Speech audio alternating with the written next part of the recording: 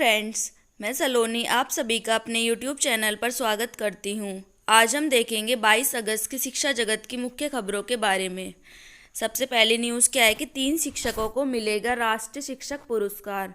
शिक्षक दिवस पर 5 सितंबर को प्रदेश के 3 शिक्षकों को राष्ट्रीय शिक्षक पुरस्कार 2020 से सम्मानित किया जाएगा। इनमें 2 शिक्षक बेसिक शिक्षा से जबकि 1 शिक्षक माध्यमिक शिक्षा से है। मानव संसाधन विकास मंत्रालय ने शुक्रवार को इस वर्ष राष्ट्रीय शिक्षक पुरस्कार से सम्मानित होने वाले शिक्षकों की सूची जारी की। इनमें उत्तर प्रदेश से मुजफ्फरनगर स्थित एसडी इंटर कॉलेज मारीपुर भोपा के प्रधानाचार्य विकास कुमार सहित मैनपुरी सुल्तानगंज स्थित प्राथमिक विद्यालय राजवाना के वरिष्ठ अध्यापक मोहम्मद इशरत अली और उन्नाव नवाबगंज स्थित प्राथमिक विद्यालय सोरामू की वरिष्ठ अध्यापिका स्नेहिल पांडे को राष्ट्रीय शिक्षक पुरस्कार से सम्मानित किया जाएगा। बेसिक शिक्षा राज्य मंत्री डॉक्टर सतीश द्विवेदी ने राष्ट्रीय शिक्षक पुरस्कार के लिए चयनित होने पर तीनों शिक्षकों की बधाई और शुभकामनाएं दी हैं। ये हैं 3 टीचर्स जिनको ये मिलेगा राष्ट्रीय शिक्षक पुरस्कार। सरकारी बैंक में नौकरी का सपना ऐसे होगा पूरा, सफलता.com के संग करें तैयारी। आईबीपीएस के जरिए 1417 पदों पर होने वाली है पीओ की भर्तियां। 26 अगस्त अंतिम तिथि। अगर आप सरकारी बैंक में नौकरी का सपना देख रहे हैं तो सफलता.com आपके लिए पीओ परीक्षा की तैयारी के लिए खास कोर्स लाया है। इसके जरिए आप आईबीपीएस पीओ एमटी में होने वाली 1417 पदों की भर्ती के लिए पक्की तैयारी कर सकते हैं।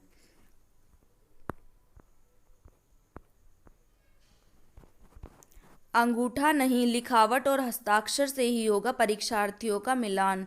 राष्ट्रीय परीक्षा एजेंसी ने जेईई मेन और नीट के लिए जारी की मानक संचालन प्रक्रिया। कोरोना महामारी के बीच जेईई और नीट परीक्षा को पूरी तरह टच फ्री करने के लिए नेशनल टेस्टिंग एजेंसी ने मानक संचालन प्रक्रिया जारी कर दी। इसके तहत परीक्षा केंद्र पर परीक्षार्थियों को अंगूठे का निशान नहीं लगाना होगा। उनकी पहचान हस्ताक्षर और लिखावट से होगी। हालांकि उन्हें घर से एक सादे कागज पर अपने अंगूठे का निशान लगाकर लाना होगा। परीक्षा से पहले केंद्र व कमरे होंगे सैनिटाइज। असिस्टेंट प्रोफेसर के लिए काउंसलिंग 25 से 31 को परिणाम के साथ नियुक्ति पत्र भी।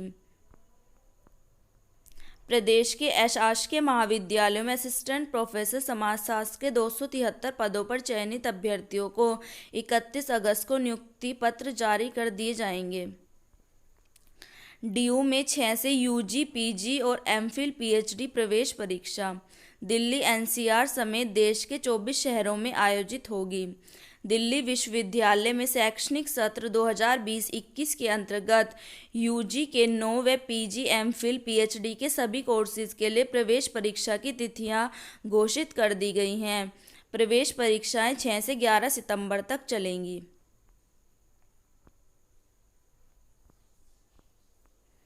सीजीएलई टियर 3 का रिजल्ट के आसार जल्द। लॉकडाउन के कारण पिछड़ चुके काम को पटरी पर लाने में कर्मचारी चयन आयोग पूरी तरह सफल नहीं हो पाया।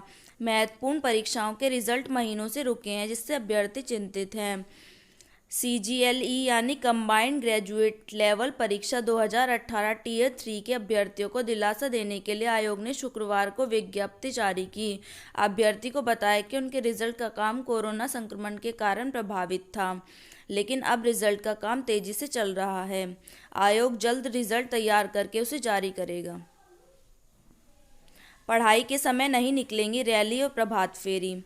परिषदीय विद्यालयों में पठन पाठन का स्तर सुधारने के लिए शासन स्तर से एक और कदम उठाया जा रहा है।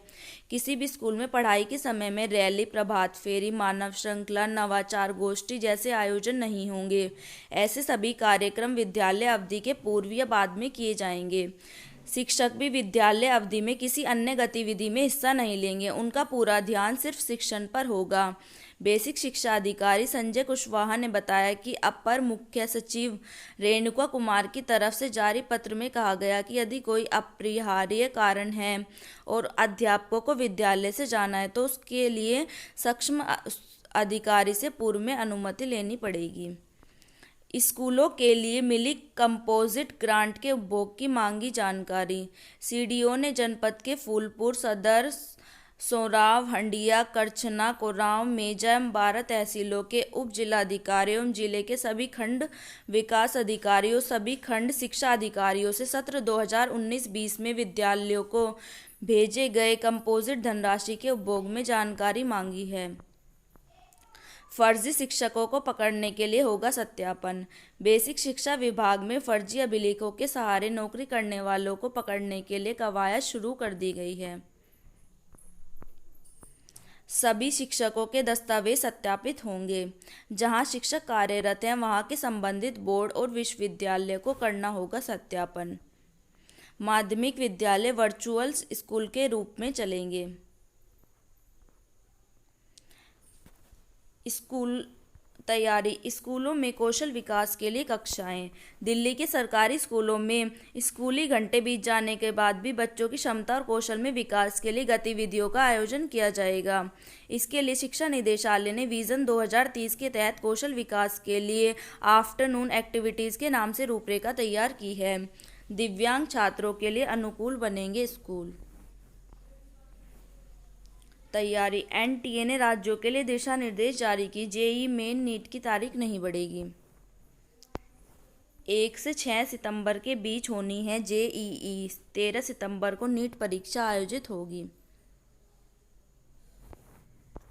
तो ये थी आज की शिक्षा जगत की मुख्य खबरें। शिक्षा जगत की मुख्य खबरों से जुड़ने के लिए मेरे चैनल को सब्सक्राइब करना न भूलें। धन्यवाद।